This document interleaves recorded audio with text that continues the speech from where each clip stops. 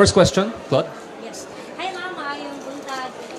Ma'am, it has been part of the OVP's tradition. Sorry. Ma'am, it has been part of the OVP's tradition to recognize the efforts of all sectors in terms of public service. Ma'am, gaano po kahalaga na patuloy nating mapaunlad ang ating pagkikipag-ugnayan sa iba't ibang organisasyon po? Oo, ito yung yearly, ang pasidungog ay yearly tradition namin sa Office of the Vice President. Nagsimula noong 2023. Dito nagbibigay kami ng report kung ano yung mga accomplishments ng Office of the Vice President para sa isang taon. At dito pinapasalamatan namin ang mga partners namin na galing sa government and sa private sector, kasama na ang mga CSOs at non-government organizations. Dahil hindi namin magagawa lahat ng mga trabaho at kailangan namin gawin para sa serbisyo sa ating mga kababayan kung wala yung mga partners namin. Sorry.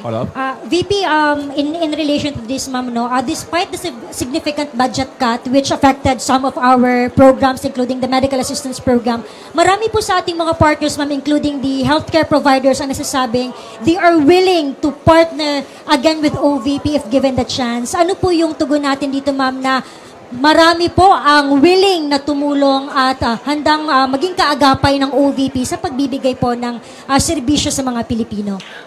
Nagpapasalamat kami sa kanila, sa ating mga healthcare institutions, sa kanilang partnership sa Office of the Vice President and sa kanilang recognition sa kahalagahan noong serbisyo na naibibigay natin sa mga underserved communities natin, hindi lang dito sa Mindanao, kundi sa buong Pilipinas. Nakakalungkot lang dahil wala na kasi kaming medical and burial assistance. Ito ay tinanggal.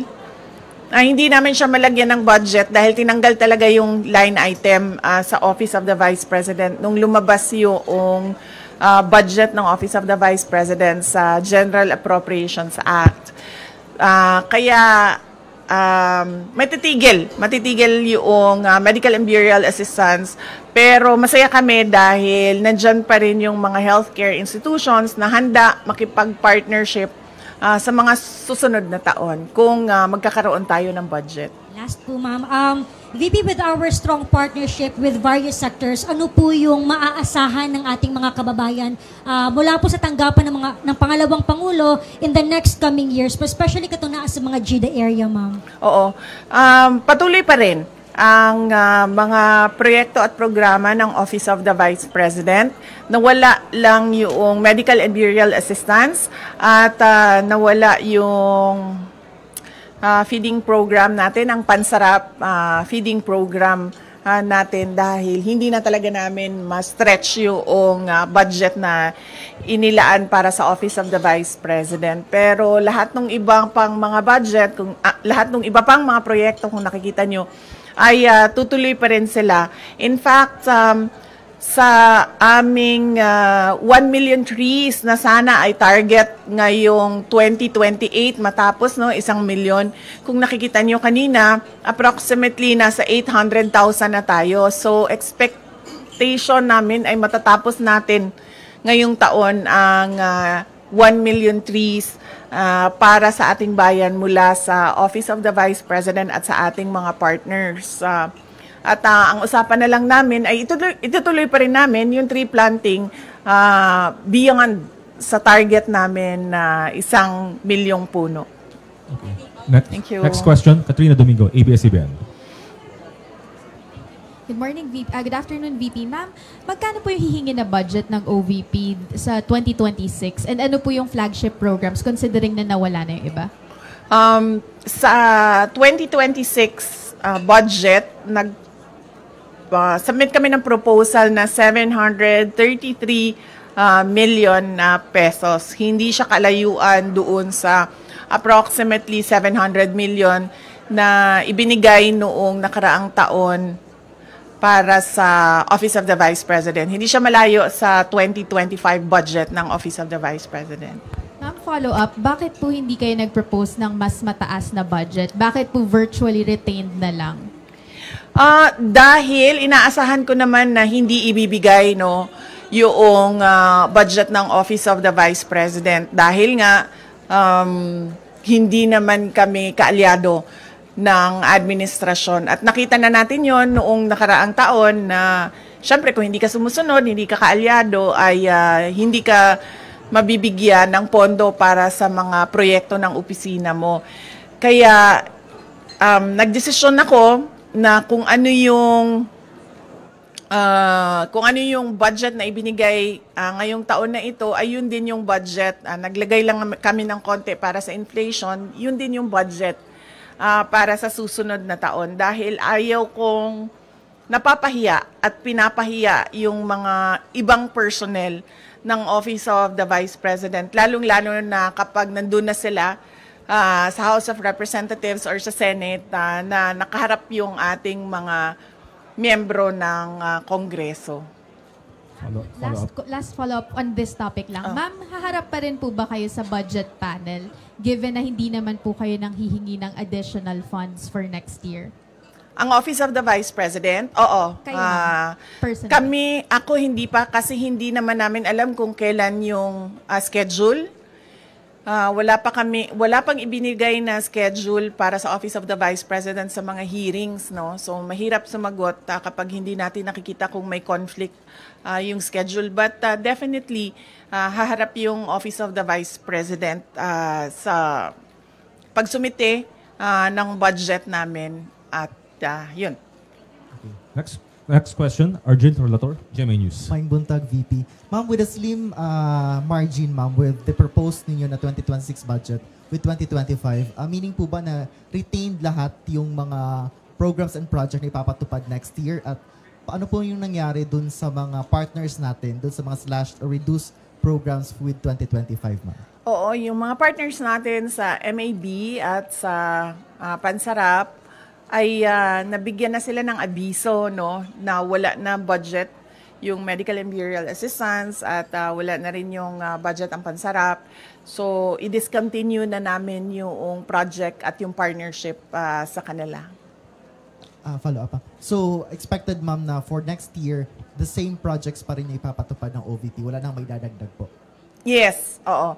Wala kaming madagdag na projects for 2026. Tutuloy pa rin lahat nung nakita nyo, maliban lang sa Pansarap tsaka sa medical and burial assistance. Thank you, ma'am. Any other questions on this matter? Good morning po, Ma'am VP. Ang question ko po ay may kinalaman po sa case po ni former President Duterte. Any other questions with the institutional topic? None? So, let's move with the next topic. Kat, you have the next topic. Yeah.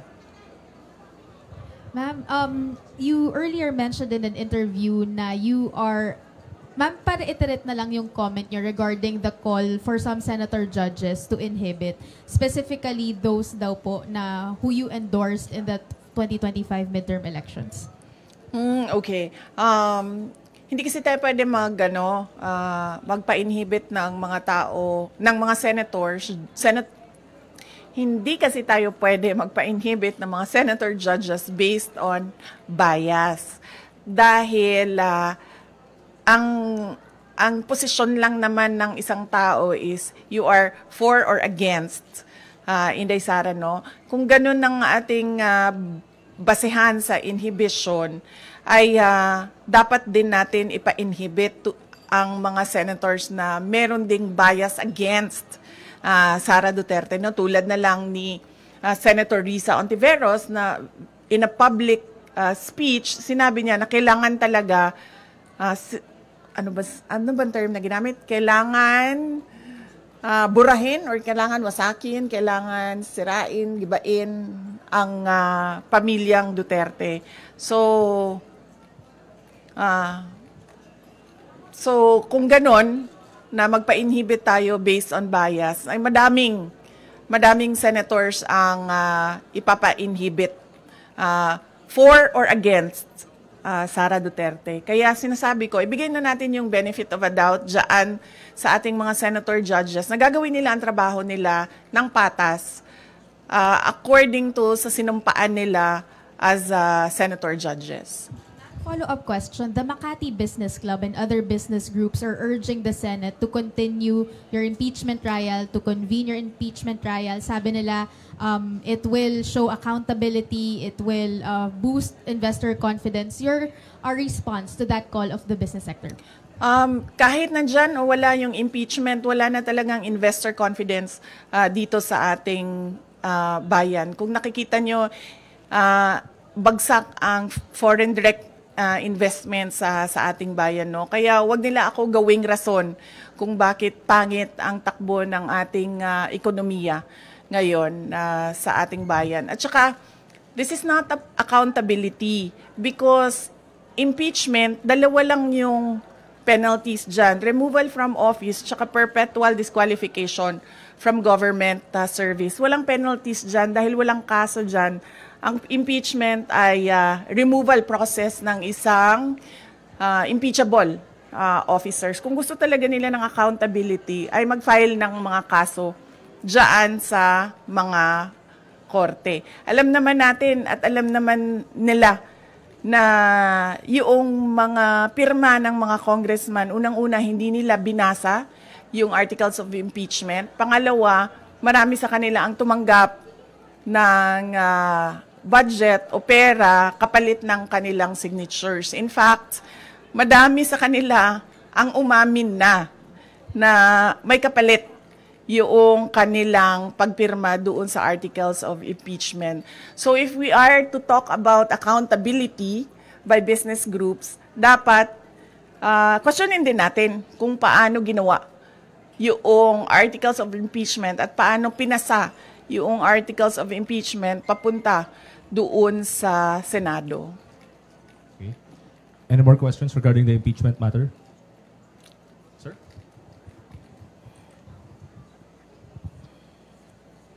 BP, good afternoon. So, haharap ka ba sa Senado dahil nag-issue sila ng summon?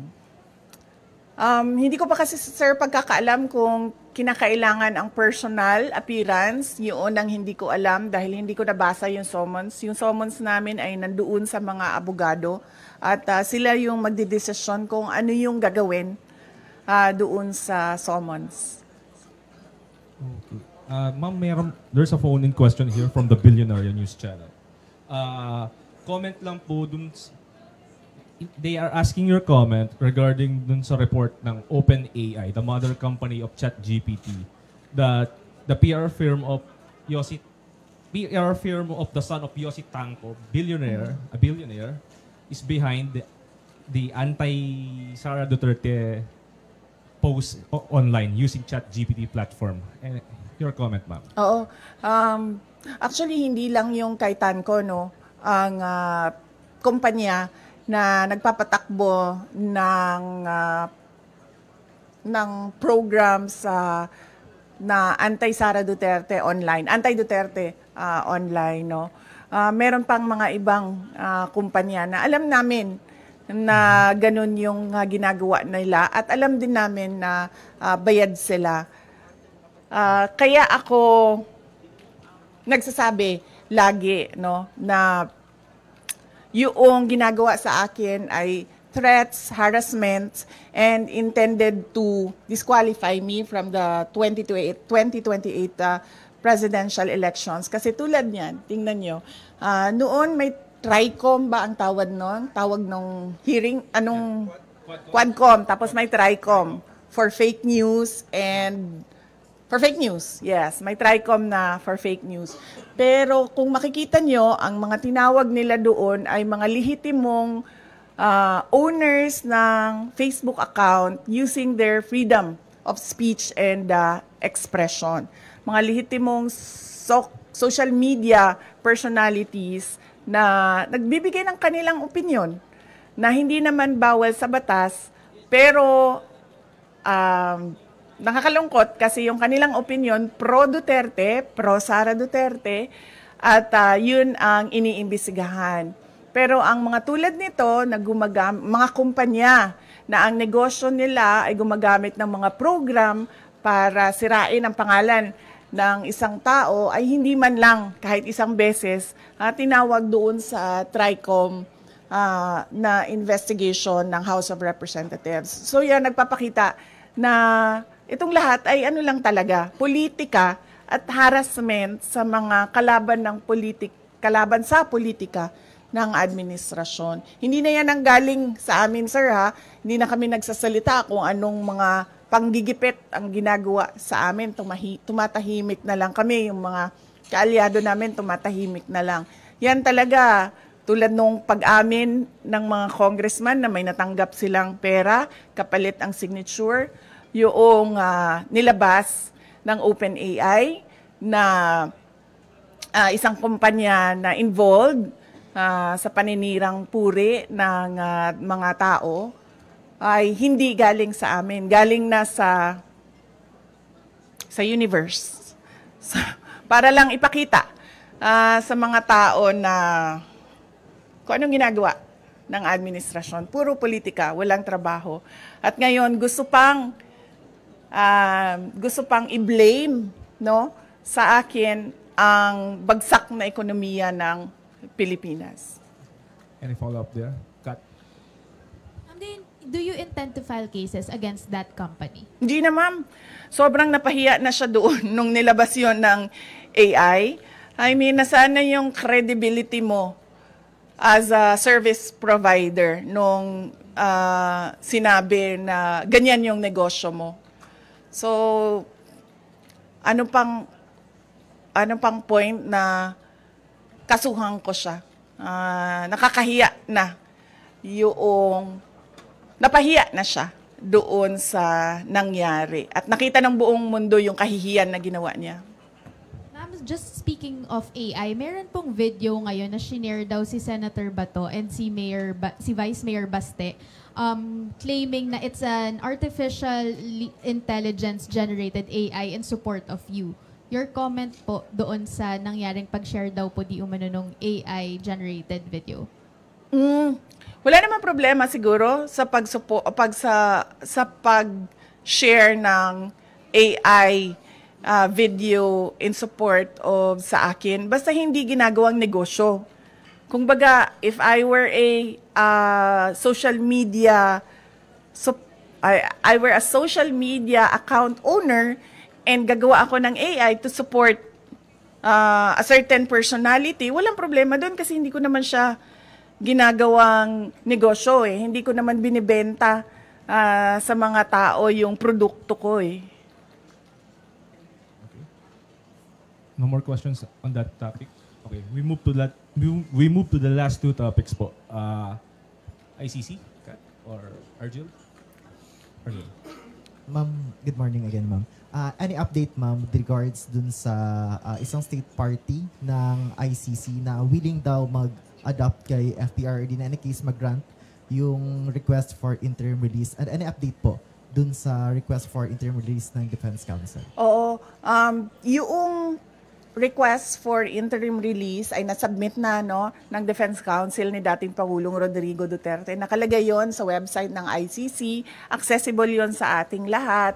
At makikita natin doon kung ano ang mga pinagbasehan ng request for interim release, ano yung mga justification at explanations ng defense team ni dating Pangulong Duterte sa interim release. Merong mga redacted portions doon dahil naisip ng defense team na kailangan maging confidential yung ibang impormasyon doon. Pero yun ay available naman sa prosecutors, sa judges, and ang pagkakaalam ko, available din siya doon sa representatives ng mga biktima. Yun lang yung, kung ano yung nalalaman natin lahat sa publiko, yun lang din yung maibigay ko sa inyo na information.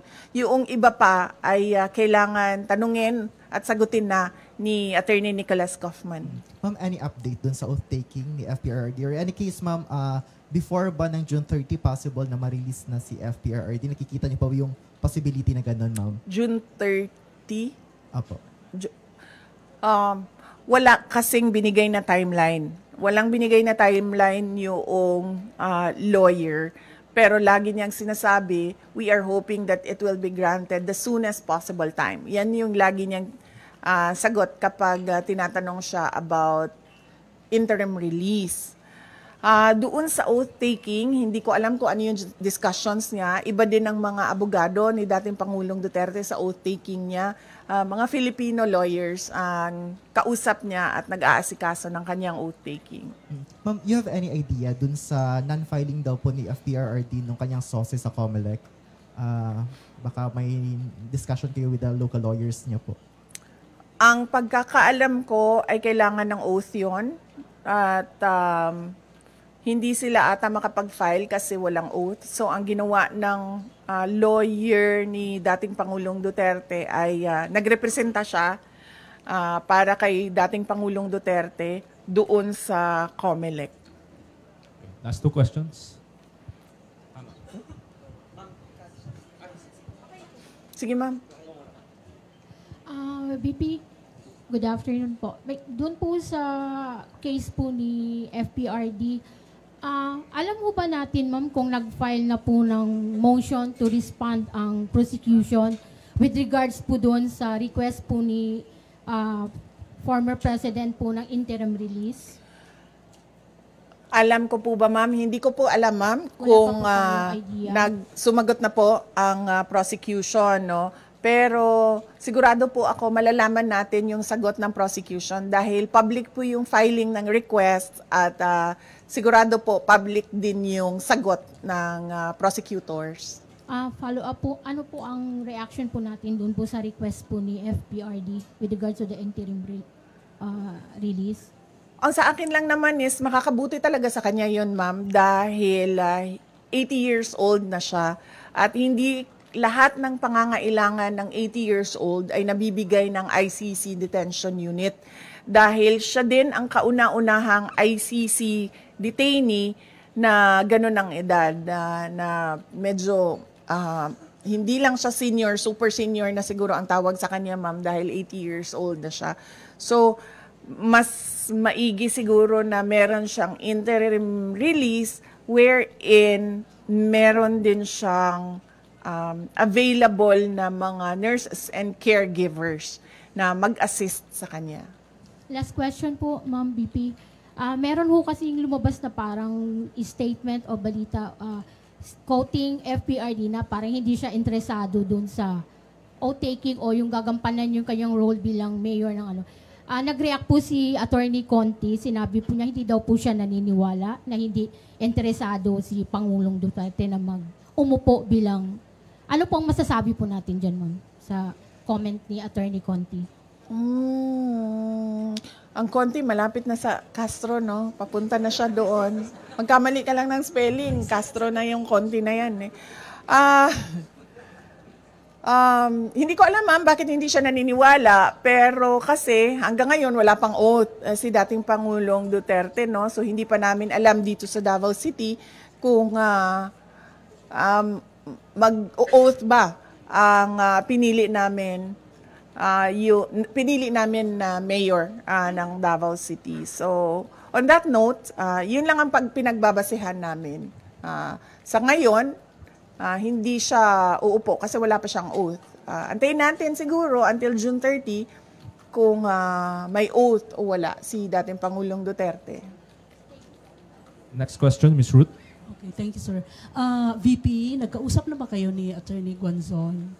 Kasi parang sa mga post kasi niya, she's very willing to act as your spokesperson. Yes, oo. Nag-comment na rin ako na nagpapasalamat ako sa pagtulong at suporta ni Attorney Rowena Guanzon.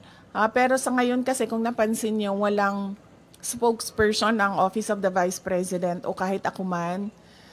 Kaya hindi ko rin masagot yung tanong about sa spokesperson dahil matagal na kami walang spokesperson at hindi na papag-usapan sa Office of the Vice President ang magkaroon ng spokesperson. Thank you, ma'am. Second po, si Mayor Baste, inappoint siya as president ng PDP Laban. Napag-usapan ba sa family, VP? Hindi. Ngayon ko lang, actually kanina pagbigay sa akin ni JC ng information, doon ko lang nalaman no, na inappoint siya as acting president ng PDP Laban. At hindi kasi ako member din hanggang ngayon ng PDP Laban, kaya hindi ako makakomment kung ano yung desisyon ng partido with regard to their internal matters.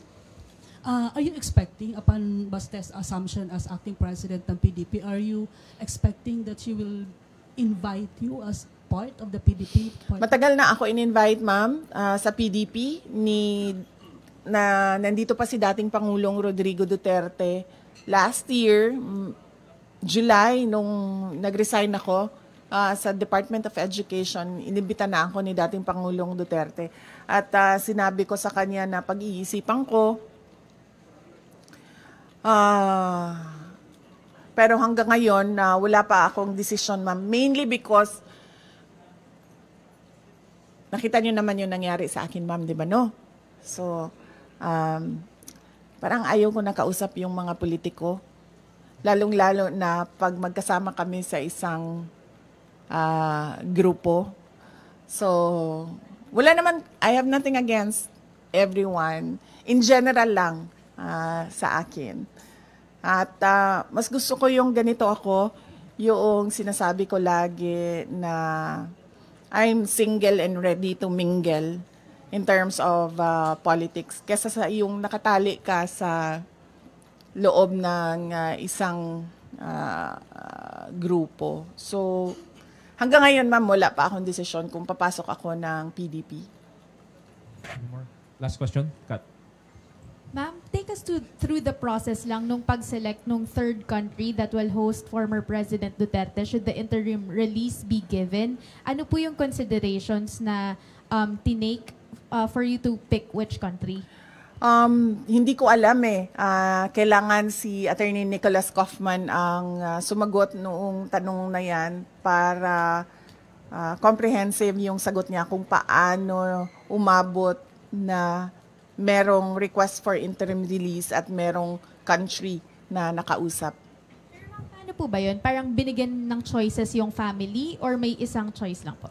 Walang binigay na choices sa family at walang tulong siya galing sa ICC. Lahat ito ay tulong lang galing sa grupo ni dating Pangulong Rodrigo Duterte. Okay, thank you, ma'am. Thank you. So, yes. Yeah. So, wag na kayo gumalaw. Oo, kasi maganda na yung ano niya. Ako na lang. Sir, pahila ako nito, sir. Saan? Sir, pwede na ako, no?